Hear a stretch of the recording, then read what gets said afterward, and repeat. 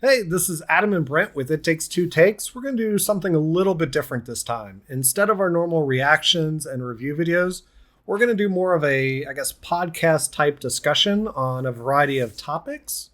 If you like this, definitely hit, subscribe, like, comment. Let us know you like these because if people like these, we'll keep doing them. And hopefully you'll get a little bit better sense about our movie opinions, our likes, our dislikes, things like that. And hopefully there'll be some interesting conversations that we have that you might want to comment on. Some of the topics that might be fueled a little bit from discussion boards and stuff like that. I get on Reddit sometimes in the movie section and like to comment on certain discussions. And so some of our topics may be fed from that. Others just might be general movie discussions we decide to have based on what's going on. I think in this first one, we're going to stick to the general, kind of more of a general movie topics. I know Matrix Resurrections came out and everything like that as far as a trailer, but we'll start with something a little bit easier. Brent, I had this discussion on Reddit and I got into a heated debate with somebody about it was asked on there. Somebody asked, what movie do you think sparked the comic book movie trend? I had a surprise. I had my answer, and I was on a back and forth with someone on this. So before I give my answer, I'm kind of curious. What do you think? And I'm just so everybody knows, I don't know anything about movies. Like, I enjoy watching them. I don't get on discussion boards and discuss anything like that. I'm a very opinionated person. No, not you. A little bit. But I was driving today. I was taking my kids back and forth to places, and I was thinking about this. And you know what? Honestly, I think it had to be Meteor Men. Like, all right. I think the cult classic Meteor Men, brought together, like, it had an Avengers feel. You had like the different superpowers that all came together to do one thing. And I think a lot of people really kind of enjoyed that movie enough to like kind of spark something for, say, like Kick-Ass and stuff like that. In my opinion. And it's fine having your opinion, even if it's wrong. One of us is right. One of us is you. So the person I was getting in a debate with us about, seemed to think it was X-Men, the 2000 movie X-Men, because you had X-Men, you had Spider-Man right after that, then you had the Incredible Hulk. For me, my answer was the 1989 Batman movie. I think, up to that point, you had the, Christopher Reeve Superman movies, which, first two were good, but after that, they kind of sucked. Yeah. But up to 1989, when people thought of Batman, they thought of Adam West. Unless you're reading comic books, you thought of Adam West or Super Friends. So Burton brought a adultness to perception to the mainstream audiences about Batman. But see, I don't. As much as Batman is a comic book character, he's a comic book character. I didn't think of that movie as stupid as it sounded, a comic book movie. I felt that was like a main movie. Of any Batman live action movies they've done, that's probably the closest to comic book Batman, especially at that time. When you think of comic book genre, but yes, Batman is a comic book character. Let me finish my argument, though, on why I say this. Okay. Because, 2 years after that, you had Batman Returns, but the same year you had Batman the Animated Series come out on TV. About the same time, you had the X-Men animated series come out on TV. Now, the X-Men animated series is what made Fox want to buy the rights to even do the X-Men movie. You also, around 92, is when you had a lot of comic book properties being bought because 2 Batman movies were a success. Batman animated series is doing well. You have all of a sudden this renewed interest. Around the same time as when people start getting into comic books more again, like the death of Superman. You started to get this new interest. You had The Crow come out in what, 94, I think. Yeah. You started to get all this renewed interest of properties being bought. You had a studio that made a horrible Fantastic Four movie just to hold on to the rights, even though they knew they weren't going to do a Fantastic Four movie yet, which they started the writing the script of that in 1995. So I feel like what you started to have is, starting with Batman, you started to have this effect. You also in the early 90s started to get the Lois and Clark TV show. You had 90s Spider-Man cartoon. You had so many things, and you had a lot of low budget ones, whether it be The Crow, Steel, Barbed Wire. You have later on Blade, Men in Black. You had a lot of, because the big properties were already kind of bought up. That's the problem with the Batman movie, though. You just named a bunch of stuff that wasn't necessarily comic books that it fit into. But no, I named everything that was comic books. Everything I named was comic book. Men in Black was a comic book. Batman is equivalent to like Ghostbusters. It's a great movie, and it fits in that genre of the Ghostbusters and Men in Black, and like that. No one else associates Men in Black, Blade, with actual comic books. They just know the movie. But it's what started making the Hollywood studios go after the comic book. But that's what the Hollywood studios are doing. I'm talking about the general fan. I'm talking about the guys watching the movie. Meteor Man, it's like a comic book movie. You have people. That was a cult classic that didn't perform well at the box office. So I would say The Crow was a better performing comic book movie than Meteor Man. People don't associate that with the comic book. They just consider it a blockbuster hit, like they do Batman and Ghostbusters. You also had in the 90s, you had Burton that was going to be making a Superman movie, Superman Lives, which obviously was a failed thing. And I swear to God, if that was the Nicolas Cage movie, that shit was terrible. It was. That was totally. It was. Just the I watched there's a whole documentary on that. Yeah, there's a whole documentary on that. The comic book movie genre if they made that movie. There is part of me, though, that kind of wants to see Nicolas Cage's Superman. No. More for comedic reasons than anything else. No. But I think it really was Batman and those animated TV series and you also had, the Death of Superman comic that helped people paying attention to comic books again. Because let's face it, 90s was a huge surge all of a sudden of people going back to comic books. It was. And I'll be honest with you. It started with Batman and Death of Superman. I will attribute that more towards the X-Men. I'll attribute that more towards the X-Men cartoon and the Batman cartoon than I will attribute that to the Batman movie. But the Batman cartoon got its start because of the 1989 movie.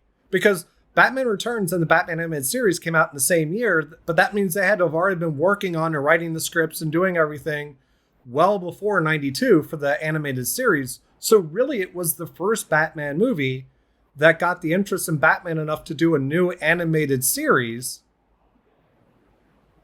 which then helped boost all that. X-Men and Batman animated series absolutely got some renewed interest back in the comic books. So did the Spider-Man cartoon. So did the Superman cartoon. You started seeing more cartoons based off of comic books. You had the Lois and Clark TV show. You had the failed Flash TV show in the early 90s. You had, it was early 90s is when you really started to get that Hollywood throwing everything they can into comic books to try and say, well, What can we make work? And a lot of them failed. Like Spawn was a huge failure.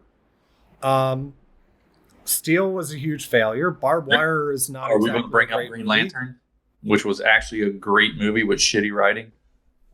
Well, that's more newer. That's not 90s. I was all naming 90s movies. Um, But I mean, that was but before a lot of the newer Marvel movies came out, though. Well, it's because Marvel was a mess at that time as far as the movie rights, because Disney didn't own Marvel and the movie rights were all over the place. And you had more people trying to grab the movie rights. That's why it was, I think in 94 is when Fox bought the movie rights to X-Men. And that's when they started work on the X-Men movie that would come out in 2000. I think mainstream audiences started to get more into comic book movies, starting with X-Men and then Spider-Man. But But I would I tribute. think the catalyst that really started the comic book movie trend was the 1989 Burton film, because that started a gradual snowball effect with a whole lot of other properties in Hollywood going, wait, I wonder what else we can source material. DC, we can't source material because Warner Brothers owns all of DC already. Marvel is all over the place and people are trying to grab Marvel properties. But so that's why they started going after the indie stuff. And the success of the Crow movie is another thing that contributed them going, oh, the Crow did well. That's an indie movie. What other indie comic books can we go after? So I think, So we're looking at it. personal We're opinion, looking at it from two different sides here. yes. I'm looking at it at the fan side. You're looking at it as a Hollywood studio side. Yeah, because the fans don't come into play until Hollywood makes the stuff. So what made Hollywood want to make the stuff? And to me, that's the 1989 Batman movie. Started it. And to me, I'll give you X-Men. I'll give you X-Men. But to me, X-Men only started because of nostalgia from the X-Men cartoon. Well, what started was you had in the late 80s, you had that one-off shot Pride of the X-Men cartoon. And I think a woman who was in charge of that or had been involved in that all of a sudden took over a certain high role in the studio that made the X-Men animated series. And so she was like, okay, now that I have some power and control, we're making an X-Men cartoon. And so that's what started X-Men. But yeah, that the X-Men cartoon is absolutely what started the X-Men movie. It was the success of the X-Men cartoon, because up to that cartoon, most people, unless you were reading comic books, didn't know who the hell the X-Men were. And if They weren't. if I'm honest, I'm going to say I don't associate the original Batman movie, even the first couple, like first two or three with Arnold Schwarzenegger and all that. I don't associate those movies with the comic book. I just consider them movies. Now, when you start getting into the Dark Knight and when you get into Nolan stuff, the comic book, Nolan stuff is where I don't build from the comic book. Really? Yeah, absolutely.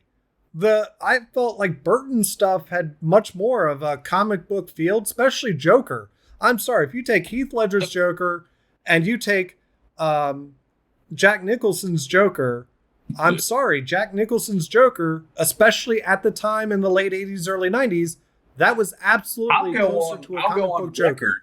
And the comics section can roast me for this. Jack Nicholson, greatest Joker of all time.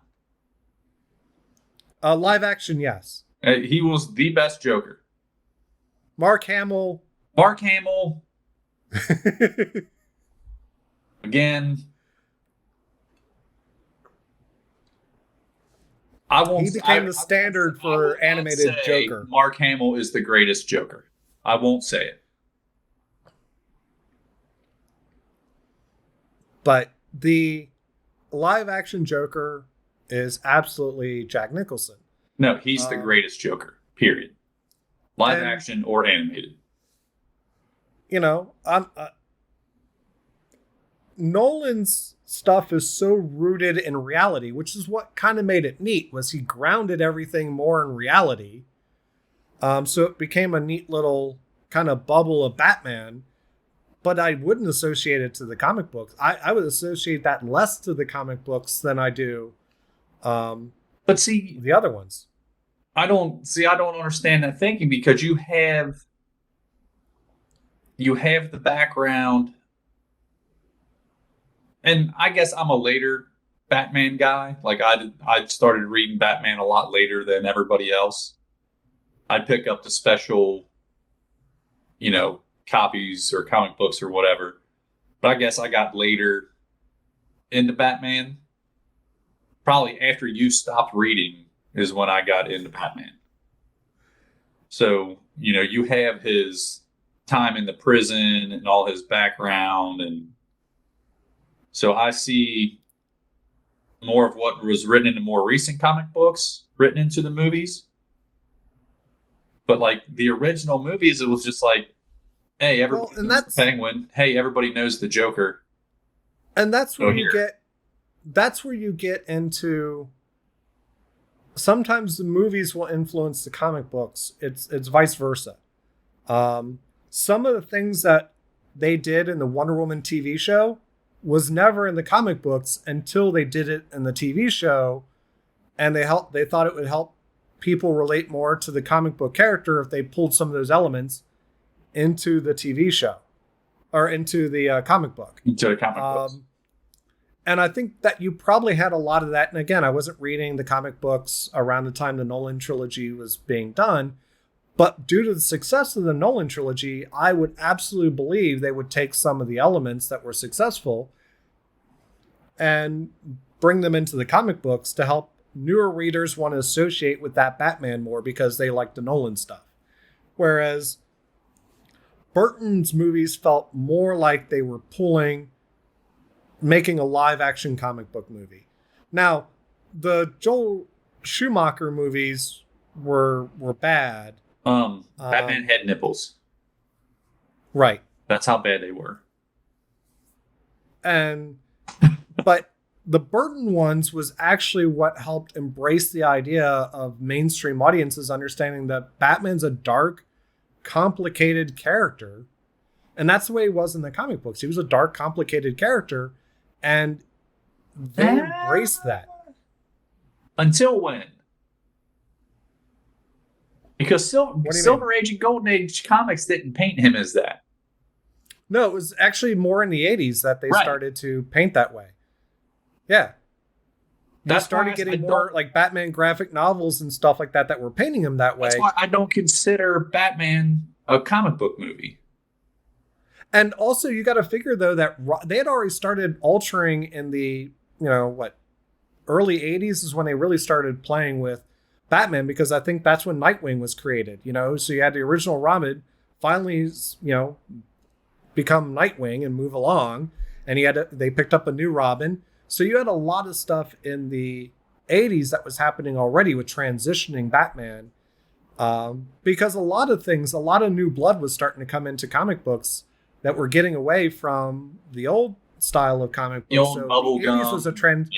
Yeah, the 80s was a transition. Because, look at some of the storylines of X-Men in the 80s, as far as the comic books. They went a lot darker turn on a lot of the storylines in the 80s. Same with Spider-Man. A lot of transitions started to happen in the 80s. I'm not getting an 80s and 90s Spider-Man. I'm not doing it. Not getting an 80s and 90s Spider-Man. I think we've beaten this topic a little bit. So let's move on to another topic. You hit a sore spot when you said Spider-Man in the 80s and 90s. We will save that topic for another time. Are you sure? Because that could just be a topic.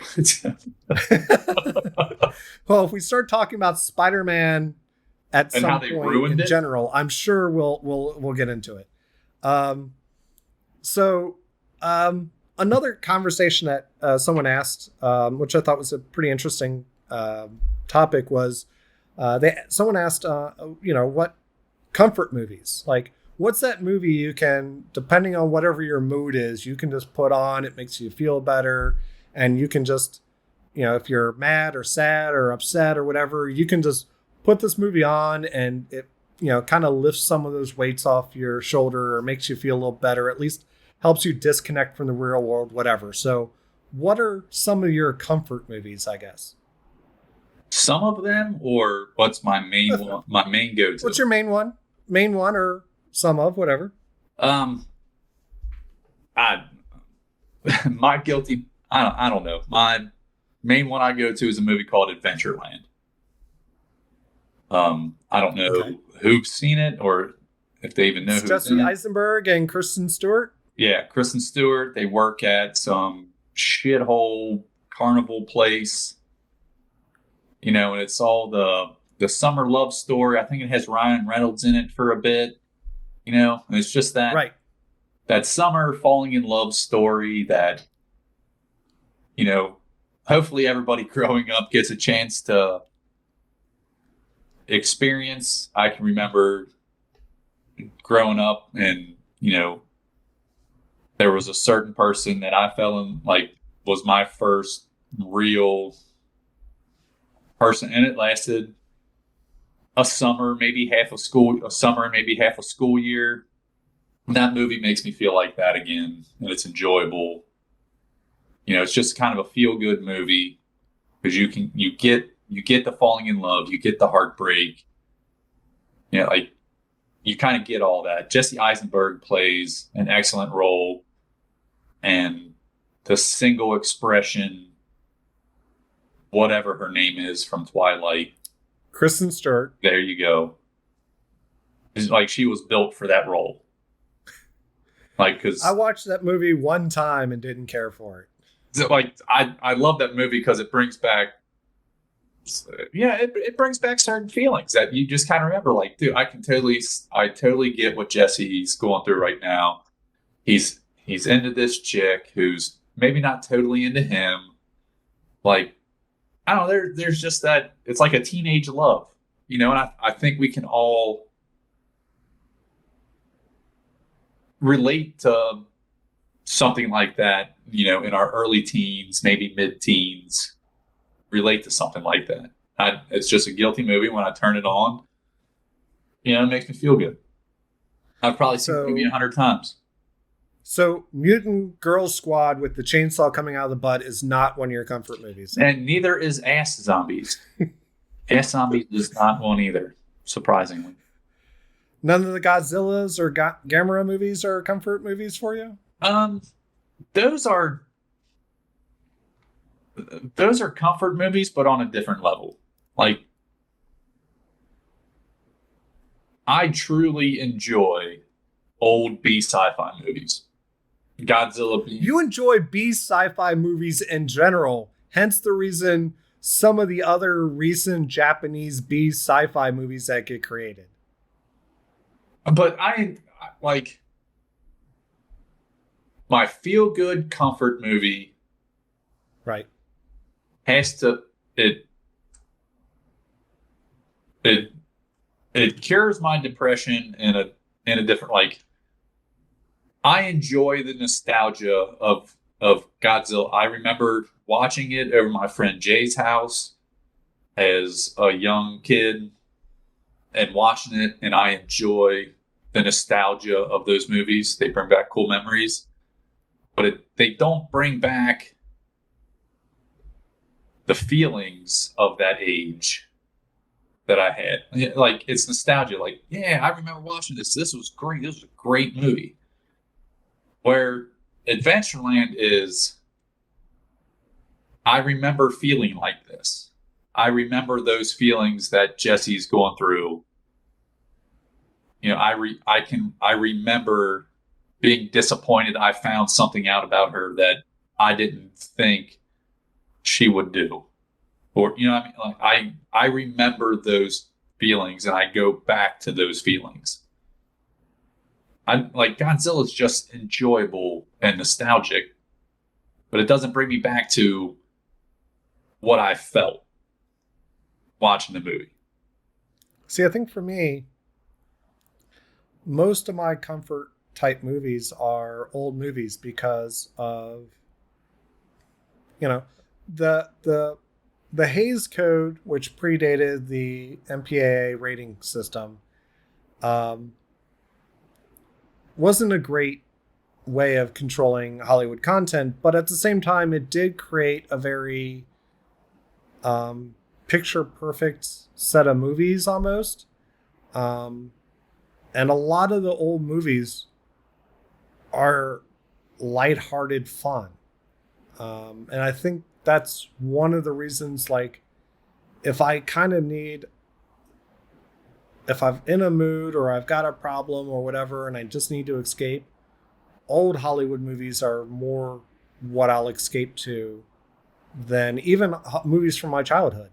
Um, you know, on the surface level, part of me wants to say the movies I grew up with are the ones I'd go to because I have such feelings and nostalgia for it. But really, when I go back and look at old Hollywood movies, whether they be Cary Grant movies or Bing Crosby movies or even John Wayne movies or something along those lines, there's a certain amount of innocence to them that I appreciate and enjoy because of the Hays Code and the restrictions that were on Hollywood that allows me to just kind of enjoy what I know is not, it truly is fantasy, you know, in a lot of ways. And whether it's something that has a musical aspect or dance aspect, or it's just a rom com, or it's, you know, something lighthearted like a Danny Kaye Court Jester. I love that movie. Um, you know, there's a certain thing about the movies of those times that just they're easy to escape to because they don't relate to my life at all because I wasn't alive, and there is an innocence to those movies. So for me, most of the time, as a teenager with all sorts of social problems in school and everything, um, my introvertedness really starting to kick in. Two of the stations I watched the most on cable were Turner Classic Movies and American Movie Classics. And so I spent so much time just on those two stations watching old movies that for me, when I almost want to escape to my teenage years, um, that those old movies give me a certain amount of comfort, I guess, because of how much time I spent as a teenager watching classic movies. And also is when I, started to appreciate classic movies. It really was those two stations and all the different movie marathons I did on those stations made me appreciate a lot of the older movies. So for me, it's got to be old movies. And to this day, I still love going back. I mean, earlier this week, I was marathoning some Cary Grant movies I hadn't seen. Um, it's still nice to be able to just kind of go back to those movies and just enjoy old Hollywood. So that's me, though. I get that. Like I said, like nostalgia is great. Like nostalgia is a good, but there's always that thing that drums up certain feelings that you had at a certain point in your life, where maybe there was some more innocence and stuff. And I think that's what draws us towards those guilty pleasures or those movies we just watch on repeat. Like I said, Right. I've seen Adventureland 100 times easily. I can And probably it's quote it probably one line of for the line. it's probably also, let's face it, one of the reasons for a lot of adults who were young in the 90s to appreciate Dragon Ball Z, because if you had Cartoon Network on in Toonami, you were watching Dragon Ball Z. And so to this day, you could go back and look at it and go, they spent more time yelling and screaming than they ever did fighting. But there's a fun of remembering, though, when those episodes originally aired, that you can go back to and just kind of remember that and appreciate it, even though looking at it objectively, you go, That's probably why I love Dragon Ball Z. I'm about ready to get a full sleeve of Dragon Ball Z characters on my arm. I mean, there's a lot of That was the beginning of the courtship with my ex-wife. That was a good time with my friend Jason and you talking about what happened on the episode of Dragon. I remember not being allowed, or watching them together. Yeah, I would not let anybody talk from 5 to 5:30. No one was allowed to talk to me. If that TV was on and Dragon Ball Z was on, mouths were shut, and you waited. But that's absolutely was it a shitty anime? 85% of the time, yeah. But when those episodes hit, like Goku becoming Super Saiyan for the first time, Gohan beating Cell, Vegeta going Majin Vegeta. That's when the anime was great. Right. It was just that series is what introduced me to the long-running anime series that would have fillers. Because let's face it, the episode where Goku learns to drive a car, yeah, it's difficult to watch. It's not easy. But all right. I think with Saiyaman was really hard to watch. Saiyaman was the worst. They did Gohan so dirty. They did. The writing aspect of that anime. All right, getting away from comfort a little bit. This will probably be another one that will be probably a fun topic to talk about. All right, a movie you would remake, if you could, and what would you improve about it? Are you want to go first? Or you want me to go first? I want you to go first. So I've always had this long-standing opinion about this movie. I think the greatest movie ever made in the history of man was The Matrix. Minus the last 30 seconds of that film. Where he flies.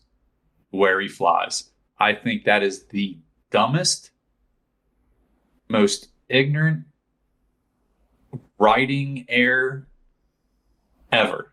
That movie was perfect. I was ready to get up out of my seat and just and then he flew. And I thought that was ruined the entire movie for me. It made me so unreasonably angry that he flew off the top of a building like Superman. It completely ruined the movie for me. It was a perfect movie. Absolutely perfect in every way. But you would remake the whole movie just to get rid of, you'd remake that whole movie just to get rid of that one scene? Yes, I 1000% would do that. And it would be a shot-for-shot remake with the same actors at the same age. Just to get I think that's I was going to say that's good. I think that's an impossibility to do that. It is now. You don't know about my clones in the basement. I agree that when I got done watching it, the flying thing bothered me as well at the end of the first Matrix movie. It was a perfect movie until then.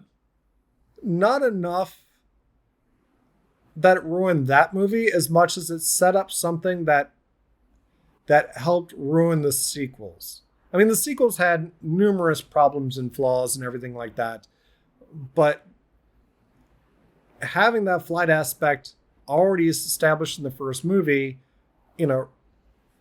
created fights that, let's face it, the last fight in the air was very Dragon Ball Z-ish. Right.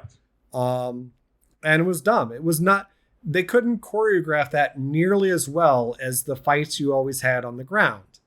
I feel like that was part of the problems with the Matrix trilogy is after the success of the first movie, the studios gave the Wachowskis a whole lot more money and they just we can do a whole bunch of stuff because we can do a whole bunch of money.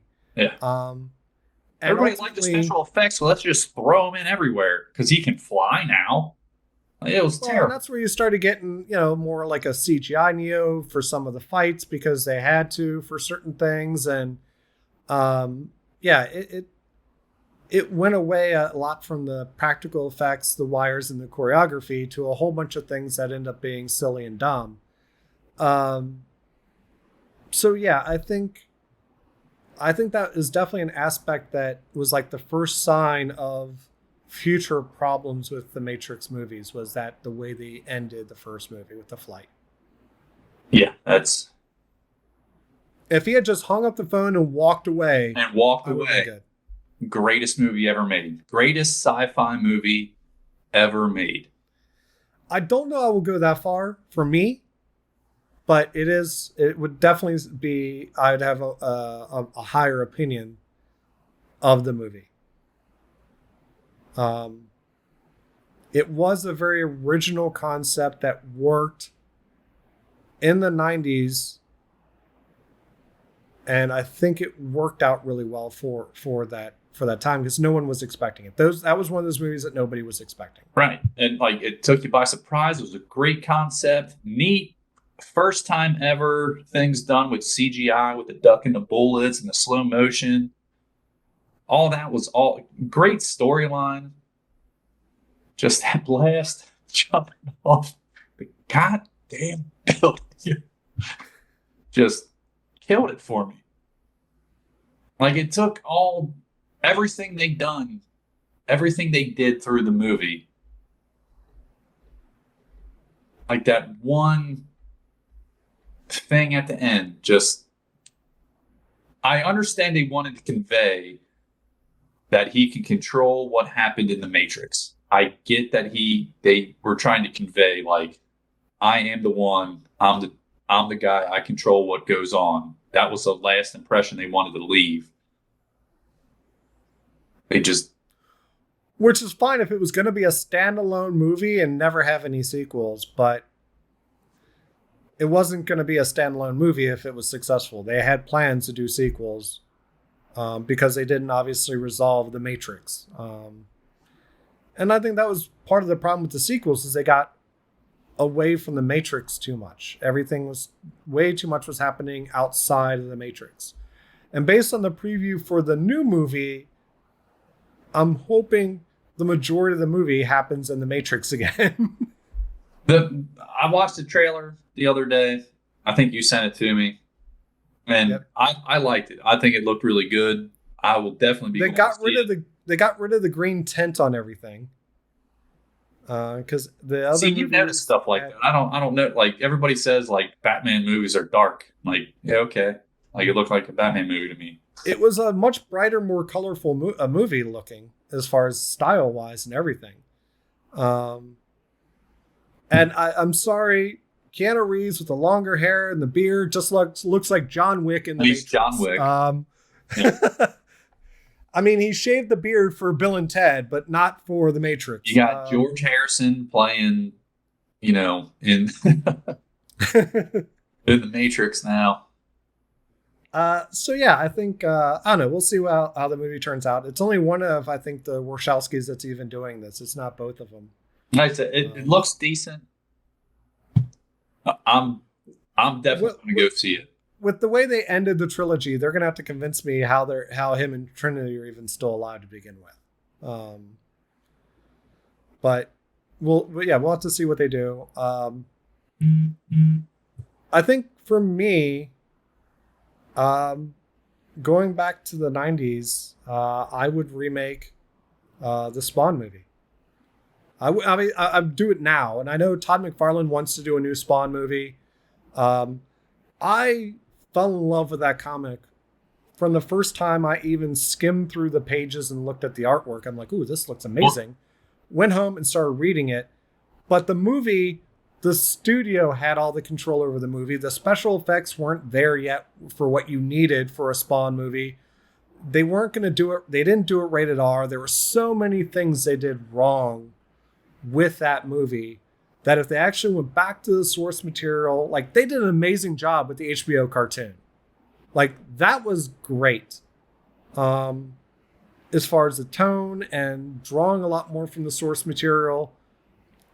They just didn't do that with the live action movie. And that would be one. If I was going to remake a movie, See, my attitude about remakes as far as movies is if there's a failure with that movie, I'm more likely to remake a failed movie that had a good idea or a good concept or a good source material than I am to remake something that was done well that is considered a classic. Like, I wouldn't want to remake Logan's Run because even though we could do way better special effects now and storytelling could be updated and everything like that, that movie is a classic, and I kind of don't want to take a chance of, after what Hollywood did with Clash of the Titans, I really don't want them messing with that type of a success movie. I would rather, if we're gonna remake something that failed. So for me, it would be Spawn. Spawn over Green Lantern. But I understand you have a history with Spawn. Like, I was with you through your Spawn years. Like, and I have a leather jacket. I still have a leather jacket that has Spawn on the back of painted on the back. And I'm a Green Lantern fan. I'm a huge Green Lantern. And I am too. But do you have a Green lantern that actually lights up? No. I do. Thank you. Right. So yes, Green Lantern failed recently, and that obviously is another one that would be a good candidate to redo. And I don't blame Ryan Reynolds for that. Ryan Reynolds got so much grief. He was a great Green Lantern, and even what's her name? She would have been a great Purple Lantern. But I feel like, for me, Spawn had so much potential that if done now, it could be amazing. They couldn't do at the time, the CGI effects weren't there to really pull off the cape properly. So the cape was only out occasionally, and you could tell it was a really bad CGI cape. Yeah, it was pretty bad. They couldn't really pull off his chains very well. The costuming wasn't as good as it could have been. But you got to give props to John Leguizamo. Yeah. John Leguizamo was about the only thing that was good about that movie. Yeah, he played a really good, the clown, I think is that what they call? Violator. There you go. Yeah, and it was such a great story. Like, the comic book started off with Spawn as Spawn in an alleyway without any of his memories. And over the first 4 issues, it's, he's figuring out who he is, and he's learning who he is. And that's such a great way of starting the movie, starting it. I think that would be more engaging than the way they did it. And I think it was the source material is great. I think it's got a lot of potential. The animated series on HBO showed it had a lot of potential. It was just the studio screwed it up. I think the thing that I associate with Spawn is the art, because it was breakthrough at the time. You had glossy pages with, full page artistic works. It wasn't that dot matrix stuff that they were doing in DC and Marvel at the time. It was full page, glossy, awesome comics. And it failed bringing that same level of art to the screen. Yeah. And that was one of the things about McFarlane in his early years. I don't know about now, because I haven't really been following him for a long time. But in those early years, when you look at the work that he did on Spider-Man, he went from the square panels to let's break out of the panels. He's the one who designed Venom, So, when you look at the, Venom character that everyone's starting to like, Todd McFarlane's the one who designed it. You mean that everyone is watching being ruined as we speak? That is, that's another. I'm not getting into it. I'm not starting with it. That goes back to the Spider-Man universe. It goes back to the Spider-Man universe. What he was doing with the X-Men were the greatest characters next to Dr. Octopus. What he was doing, with the X-Men characters, he was pushing Marvel in a direction that they didn't want to go because of their comic book code authority, and this should be family and kid friendly. And he wanted to branch outside of that, and ultimately him and a handful of others created Image Comics, which gave him the freedom to make a character or make a book 100% the way he wanted to do it. Yeah. And he blew it out of Spawn, the water. yeah, Spawn was amazing, Did he do Lady Death also? No, that was a different company called Chaos Comics. Okay. That was similar art Lady style, Death. big. Lady Death spawned out of the comic book of Evil Ernie, which was another really neat idea. When you talk about zombies and stuff like that, it was Evil Ernie was a great concept as well. But Lady Death made her first appearance in an Evil Ernie comic book, and then they created her own limited run series. I don't have Lady Death 1, but I have Lady Death 2 and 3. And if some people have Lady Death 1. I have it soon. Don't worry. I'll have it soon. I have the smiley face with crossbones from Evil Ernie on my shoulder. I know, and you should get that redone. You should get it touched up. That's a badass tattoo. Touched up. So I do need to get that touched up and need to get some work done around it. But it absolutely was some really great ideas that were happening in that time that was really pushing comic books. And that's when we go back to that idea that I think it pushed the big companies to have to re-look at the way they were doing things. Marvel had to re-look at the way they were doing things. DC had to, because here were these independents who were doing what they wanted and doing an amazing job. Because we were paying $3 for a comic book. Yeah, I think it was only like $1.25 for a comic at the time, maybe. Yeah, I think when Spawn first came out, they may have been like $1.95 because they were still trying to stay. And then it went up to about $2.50. At one point, still willing to pay $2.50 for good artwork and good story, and I think that probably woke the two big guys up. Yeah, it said we need to re-look at how we're doing things, and they lost so much of their great young talent. They lost McFarlane, they lost Jim Lee, they lost so many great talent. So yeah, I would go back, and I know Todd McFarlane's got a script, and he wants to do one that's much more horror like feel to it. How much money does he need? You got a Kickstarter? I'm in. He's trying to get a big studio to sign on it. This is the last update I heard on that, but he's got a script. He wants to direct it himself. He thinks a lot of the failings with the first movie was the fact of directing. Now, this is a guy who was part of the created Image comic books, which for a more recent Image comic book, The Walking Dead is an Image comic book. So Image is still around. It's still great for, starting new titles and new concepts.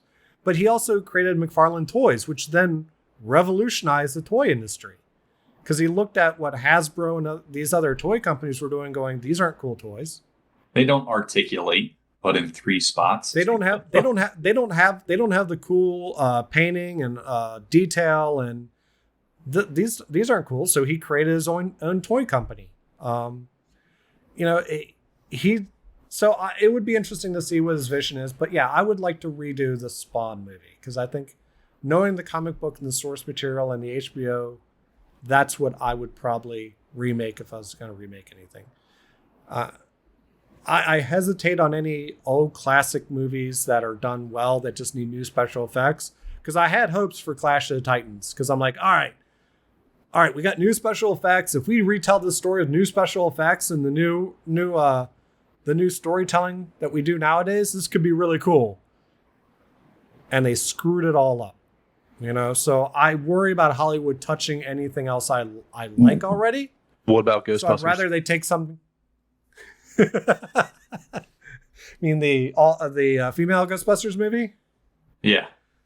I'm holding off judgment on the new Ghostbusters movie until it comes out, but I'd never watched the females Ghostbusters movie. And I have opinions on that we won't get into. Right. Because it's not about what everybody made it about. It's like remaking like Caddyshack. It was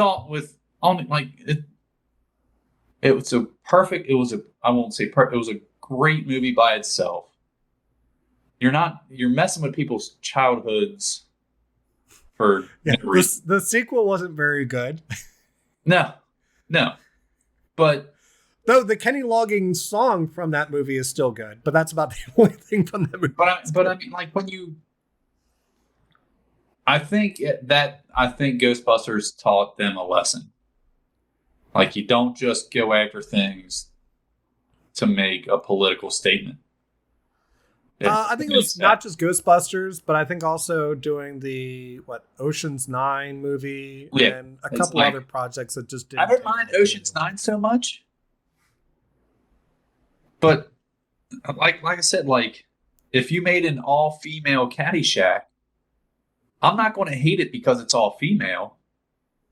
I'm going to hate it because you're remaking Caddyshack, a great movie. Right. Which is the same reason I didn't like them remaking Ghostbusters. It didn't need to be remade. There was no reason to remake Ghostbusters. I think there are certain movies that you can get away with doing remakes. Ocean's 11, obviously a remake of an old movie. They updated that for current audiences. It worked. It did really well. I mean, to the point they did, obviously, Oceans 12 and 13. So you can do it. And I think... Who was in the original Oceans 11? Frank Sinatra. Sammy Davis Jr. It was basically the Rat Pack was pretty much kind of the ones that were in Oceans 11. I can't ever say I've seen the original. I didn't even know it was a remake. I'm not even going to lie to you. Yeah, that is that's remake. Why I didn't care. Like I didn't because it wasn't part of my childhood. It wasn't nostalgic to me. And I think when you start messing with people's nostalgia is when you get the uprisings. And I think Ocean's 11 probably 50, 60 years old. Frank Sinatra, Dean Martin, Sammy Davis Jr., Angie Dickinson were all in the original. What year? Movie. That movie was 1960. Right. I got nothing. Go ahead and remake it 1960. Just like now they're remaking, what's the movie? The Sharks and the Jets. West Side Story. They're remaking West Side Story. That's going to be interesting. I want to see what Spielberg does with that, just because you can tell that's kind of a personal passion project he wants to do. Yeah. So I kind of interested just to see. But again, I bet what he does with going to be pissed off about this. But I wasn't exactly thrilled when they decided to do it because I'm like, how are you going to have two gangs singing, and make that look good now because it didn't look good then. It was nostalgic for your parents, which means they're probably like, "Oh, why are you making West Side Story? Was a great movie on its own, so why remake it?" Yeah, it'll be interesting to see. I hate remakes of already established classic nostalgic movies. I hate remakes. And West Side Story is one of those. Right. That's what I was like. And lately, Hollywood doing these TV versions of some of the stuff, like when they did the Live Grease or Live Sound of the Live Grease and stuff. I don't mind that too. Whatever. Yeah, that's fine. You're not really trying to big budget remake West Side Story. Movies. Like I said, I'm not all up in arms about West Side Story. I'm interested, like you are, to kind of see how it works out. John Williams played the piano in West Side Story. He played it? Yeah, he played in the music for West Side Story. He was the one playing the piano in the music for West Side Story. Guess how many times I've seen West Side Story? None? None. That's correct. None. None is the answer. There's a documentary called Score. It's all about movie scores. And when they get to a part about talking about John Williams, that's how I found out he had played the piano in West Side Story. I like Casablanca, West Side Story, Gone with the Wind. Never seen them. Oklahoma, Unsinkable Molly Brown. But I've seen those. There are, and it's interesting. I do love watching documentaries about some of those old things. We'll get into that topic for another time. But cool. It's kind of going off on the remakes, going into, I guess, another topic would be, um, Hollywood lately, if they're not remaking something, they're trying to make a sequel to something that was already big, right? They did another Dumb and Dumber movie, another Zoolander movie, another Bill and Ted movie. These sequels that are coming out, Blade Runner 2049 came out obviously way later than the original Blade Runner. Are there any movies that you would be okay with seeing them do a sequel, like years or decades later, that you're like, the way they ended that or what they did with that, it could be interesting to revisit that? I tried thinking about this today, and I can't think of anything. I had five or six, but I'm like, man, I haven't seen that in so long. I don't know if I can, like, Yeah, because I'm interested to see the Top Gun movie if they stop delaying that movie. that'll be interesting to see. Yeah. Well, I mean, The trailers for that made it look good. They're shooting in practical effects. They mounted like 6 cameras in the cockpits of the planes, so they're not doing a blue screen, for cockpit anymore. They're actually shooting in the cockpits. That one's got me interested if they stop delaying it. Blade Runner 2049 was a very beautiful, interesting movie. I enjoyed that. I thought Tron had the potential of being a great one to revisit. It just wasn't executed as well as I would have liked them to have done. But I thought Tron was interesting for them to go back and kind of touch on again. But it's tricky because they failed so much with so many of these movies revisiting. And like Disney Plus is going into do a Willow TV series, but the only actor that, to my knowledge, that's even returning for that Willow series is Warwick Davis is returning as Willow Wofgood. No other actor from the original movie is going to be in it. So I really can't. I can't think of anything I'd want to see a sequel to. We're getting another Indiana Jones movie. Maybe. we're getting another Indiana Jones movie. If Harrison Ford can stop injuring himself on set. That's unnecessary. I think the Crystal Skull movie ruined that for me. I don't think I need another Indiana Jones movie after the Crystal Skulls. Well, I think they're going back to it because they're trying to redeem, because they don't want Crystal Skull to be the way they ended that character and franchise. So I can almost respect that a little bit, but at the same time, I worry about the quality of the movie at this point.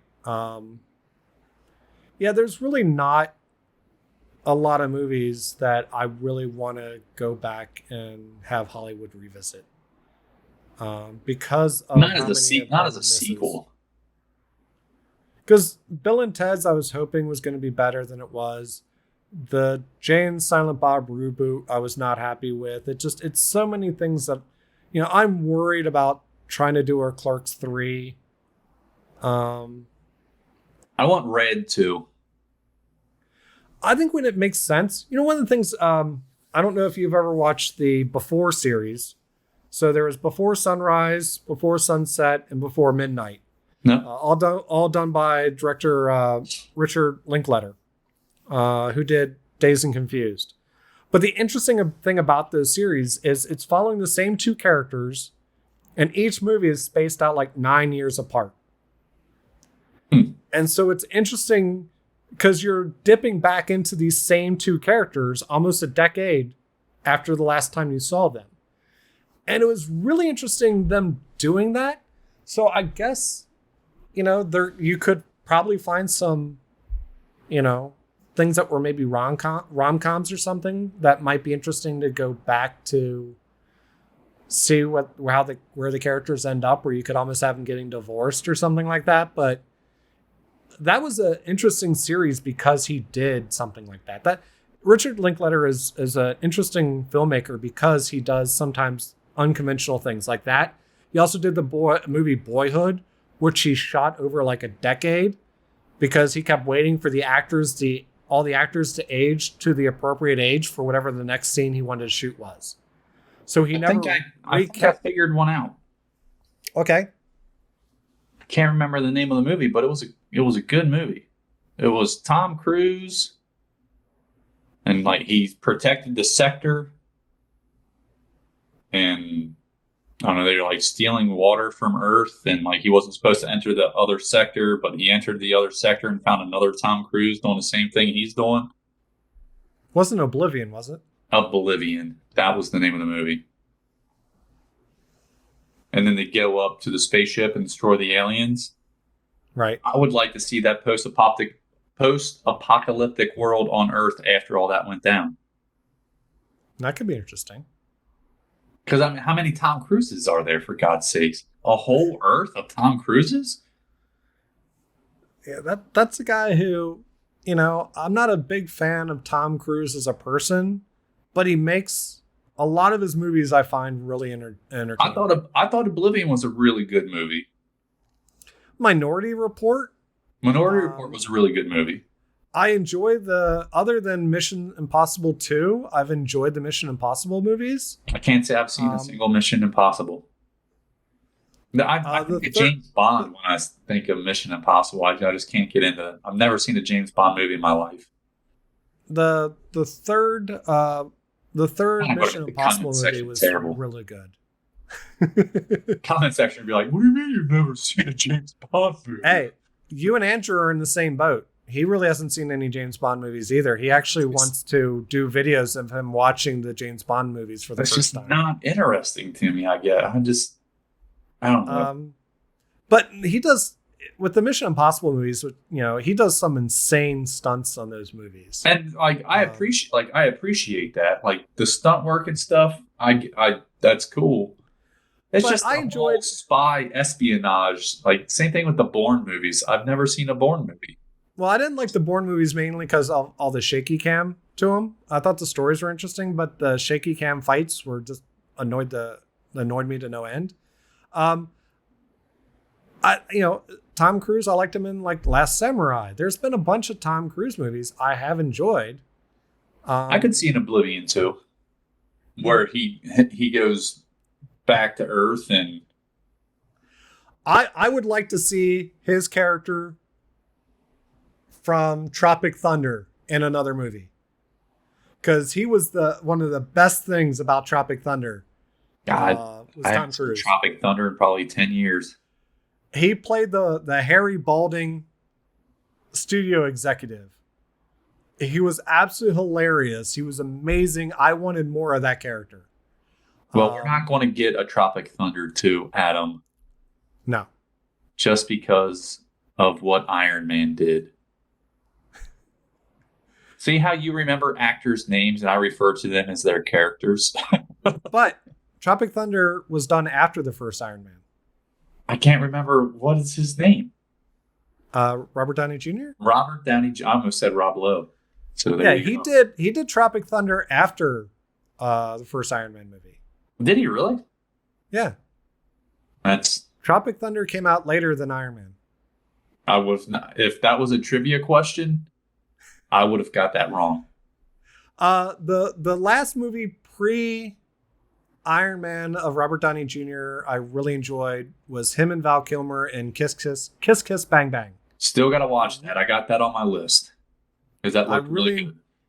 Yeah, I really enjoyed that. So I think pre Iron Man, that was the last Robert Downey Jr. movie I saw that I really liked. All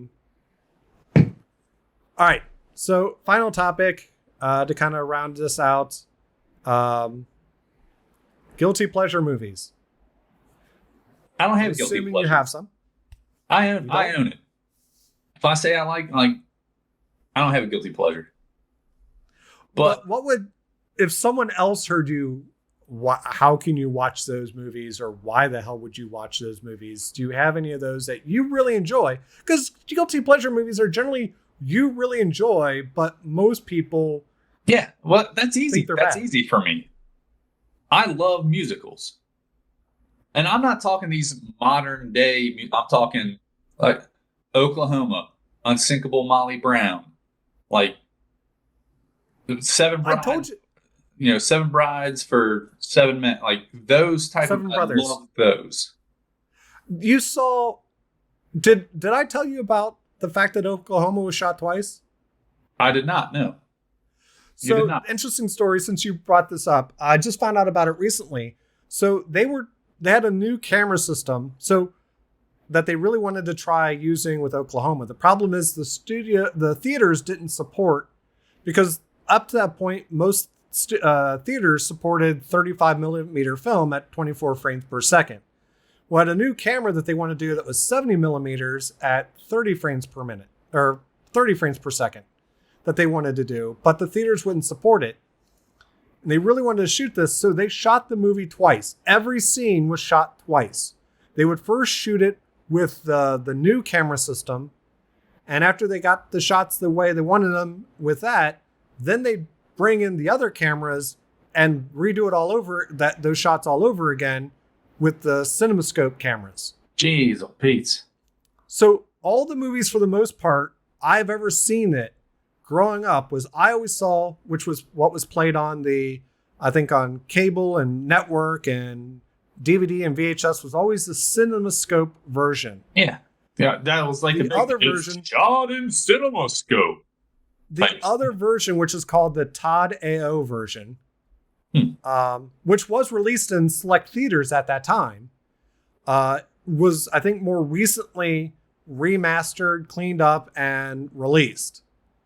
And I put both movies side by side, like on my computer, and it absolutely was not two cameras sitting side by side. They really did two different shoot shots. This movie twice. Jeez, because at one scene, where one of the guys is dancing at like the train station, he jumps on this wooden crate. In the CinemaScope version, both feet go through the crate. In the Todd AO version, only 1 foot went through the crate. The clouds aren't lined up. Even the movies don't line up because, obviously the music is pre-recorded. Yeah. So if you get the two movies lined up on like, let's say that opening song, once you start getting the dialogue, they start getting out of sync because the pause might be different between the two movies or how they turn. And so by the time you get into the next musical number, they're out of sync.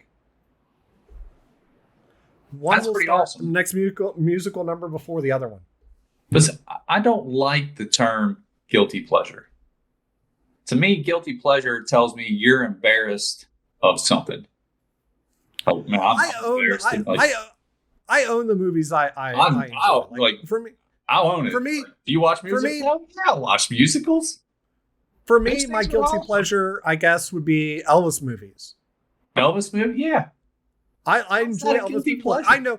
I know that they're not great plots. I know they're formulaic. I know some of them are interchangeable, really. Just different girls. Actually, some of them different might even girls be the same in girls. a different island.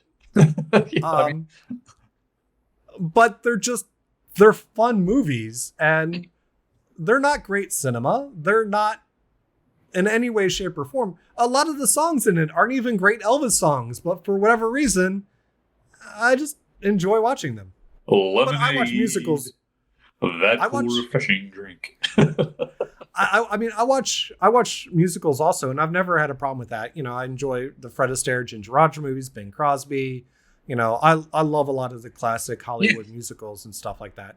And I don't even mind some of the newer musicals if they're done well. But yeah, newer musicals are hard. Cause like the older musicals were they were just like, they were fun, kind of campy and stuff. I feel like musicals nowadays, like, well, I really everybody has to take some political stance and they have to like mean something and like no, like what just happened? Just like dancing and falling in love and singing some songs about it. I really enjoyed In the Heights, which came out this summer. So I enjoyed that. The one jumping around where they're talking about it's their neighborhood, and I haven't seen it, so I'm not going to talk shit about it. It just looked uninteresting to me. I was not sure if I was going to like it, but I thought, it was based on a play that Lin-Manuel wrote when he I was can't in stand that guy. college. Can't stand him. He wrote it when he was in college. It was on Broadway. He was performing the lead role when it was on Broadway. So I thought, we'll see. He didn't even make this movie, though he's got a role in it. I thought I'd give it a shot, and I ended up enjoying it. It was a fun movie. There was no villain in the movie, which was nice. Like, that's one thing that newer movies have always got somebody who's got to be a bad guy. And this didn't really have a bad guy in it. It was just a fun summer musical, and I enjoyed it. But no, I think, I enjoy certain rom-coms. Like, there's several Hugh Grant rom-coms I enjoy. So if there's a rom-com that's done well, I'll watch it. Everybody loves a good rom-com. I'm a huge fan of rom-coms. This is 40. So I married an axe murderer. Love rom-coms. Watch them all day, every day. Right. But some of those lean more towards the comedy than they do the romance part of things. And so, but when you get into like some of your Hugh Grant ones, like Notting Hill and stuff like that, that's when you start really getting into these are rom-coms, Sleepless in Seattle would be one of your rom-coms. What was that leans heavily towards the romance, that more so than it does the com. Steel Magnolias. I love that movie. That was done so well. That was done so well. What's that? I said that was done really well. It was done really well. But would you consider that a rom-com? I don't know. No, that's more of a dramedy. Dramedy? Is that a word? Dramedy. There used to be. I know when I was young, or when we were young, one of the video stores that we had near us had a section labeled dramedy. Really? Yeah. Because they couldn't quite figure out certain movies, like the Judd Nelson movie From the Hip is, he's doing a murder case, but there's a lot of comedic aspects to it too. So it's like, it wasn't quite a drama, but it wasn't quite a comedy. So it was like, it teetered right in the middle. So it was a dramedy. Dramedy. And Steel Magnolias is kind of like that as well. It's a dramedy. Okay, if you say guilty pleasure, I'll throw Steel Magnolias in there. Yeah, because when that came out, that was very much considered a chick flick. Like you sit on the couch with a box of tissues and cry type of movie. Yeah, the only reason men went to see that movie is because their girlfriend or wife dragged them to the movie type of thing. But no, Steel Magnolias. They were hoping to get some. Movie. They were hoping to get some at the end of the night because they went to see that movie with them, right? Same reason that any guy was dragged to the Twilight movies or the 50 Shades movies or Notebook. Because they were hoping. If you don't think I've sat through the Notebook 2 or 3 times, you're out of your mind. That movie was shit. Nicholas Sparks, movies based on Nicholas Sparks books are definitely geared towards the people who like your much more romance, almost drama romance movies. Not even rom-com. They want drama romance. Somebody's got to die. There's got to be some tear-jerking moments. There's got to be some ridiculous expectation filled that will never be reached by any real man in life. So yeah, it's definitely, again, for me, I think I got into Elvis movies because of the fact that AMC on either his birthday or anniversary of his death was doing a marathon. Always a marathon. I turned it on and just let it keep going. Yeah. And it was great. I loved it. And I kind of got hooked on. I mean, there's several actors I got hooked on because those networks would do a marathon on their birthday or something like that, and John Wayne was another one who I think I got into because of one of the marathons on one of those stations. So I definitely attribute those American movie classics and Turner Classic Movies were a very heavy reason why I like old movies. So I don't know. I think this was fun. I enjoyed just kind of sitting here and Yeah.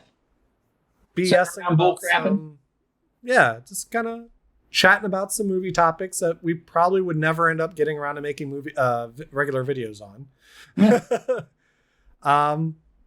I don't know. I think we'll end it end it here for this time. And you know, I don't know, everyone. Was there, you know, any of these topics you felt really passionate about? Leave your thoughts. You know, guilty pleasure movies. If there's a comfort movie or a sequel or remake you would really want to do, definitely leave comments down below. And yeah, if you like this, or even if you don't like it, if we like doing this, which I did, expect probably more of these. So until our next video, this is Adam and Brent with It Takes Two Takes. It's got you rattled a bit, so it's doing something. I like these little, like, almost like children level drawings. Like, I need this more. Childlike drawings. What, Rick and Morty? You have to edit that out. Jesus, Adam, they just joined us.